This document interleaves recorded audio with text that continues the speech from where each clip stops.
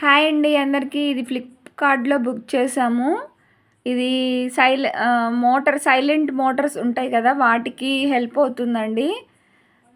Motor ట్యాంక్‌కి నిండే alarm అండి. ట్యాంక్‌కి నిండితే alarm మోగిద్ది కింద మనకి హౌస్‌లో. పైకెక్కి చూసుకునే పని లేదు. ఇది ఎవరికైనా యూజ్‌ఫుల్ అయితే మటికి యూజ్ చేసుకోండి. దీని నేమ్, అడ్రస్ నేను ఇంకో వీడియోలో ఇస్తాను.